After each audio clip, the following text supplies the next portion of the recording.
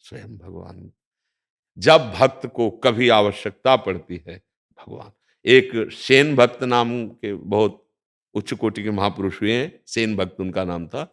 वो जहां संतों को देखते थे तो भूल जाते थे मैं किस काम के लिए जा रहा हूं, क्या मतलब इतना प्रीति। जब जिसको भगवान से प्रीति होती है उसको भक्तों से अवश्य प्रीति होती है, और जिसको भक्तों से प्रीति होती है भगवान उसके अधीन हो जाते हैं। तो एक दिन वो राजा की सेवा में जाया करते थे, तो अपना वो सब सामग्री ले उसकी मालिश की जा रहे थे, तो रास्ते में देखा कई संत आ रहे हैं। तो भूल गए और दंडवत किया, आओ महाराज। तो संत भाव के भूखे हैं, उनके पास गए।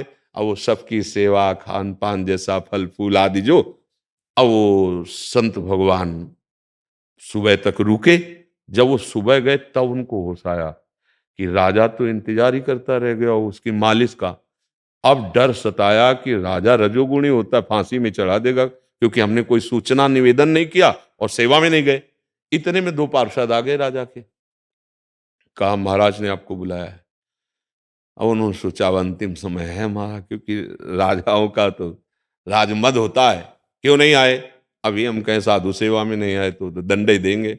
अंदर से अपने भगवान का स्मरण करते हुए कि जो भी होगा, हाँ भगवान मंगल करेंगे, और वहां पहुंचे। अंदर राजा बहुत प्रसन्न मुद्रा में बैठे थे। आओ सेन, कल तुमने जैसी सेवा की ऐसी मुझे जिंदगी में सुख नहीं मिला। जो चाहो मांग लो हमसे, मैं बहुत प्रसन्न हूं।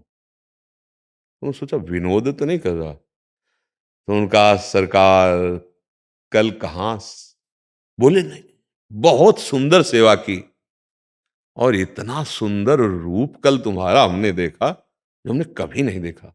अब समझ में आया कि हो सकता है हम जिन भक्तों की सेवा कर रहे थे उनके स्वामी भगवान की कोई लीला हो। वह सरकार थोड़ा बताने की कृपा करे, क्या रूप आपने देखा। तो बोले तेल की कटोरी सामने थी और तुम हमारी पीठ की मालिश कर रहे थे, तो जब मैं ऐसे देखता तो तुम्हारा ये रूप था, और जब तेल की कटोरी में देखता तो अरविंदाक्ष कमल नयन श्याम स्वरूप, ये तुमने वो कभी रूप तो अपना दिखाया ही नहीं। रो पड़े और उनका सच्ची बात है सरकार, हम कल आए ही नहीं थे। ये हमारी जगह हमारे आराध्य देव भगवान श्री कृष्ण आए। भगवान अपने भक्त के लिए एक रजोगुणी राजा की मालिश करने सेन बनकर जाते हैं। अरे विश्वास करो ये कोई कथा नहीं है, अपने लोगों का जीवन यही है। और आज तक जिसने, इतिहास साक्षी है, भगवान का आश्रय लिया, हाँ कभी अमंगल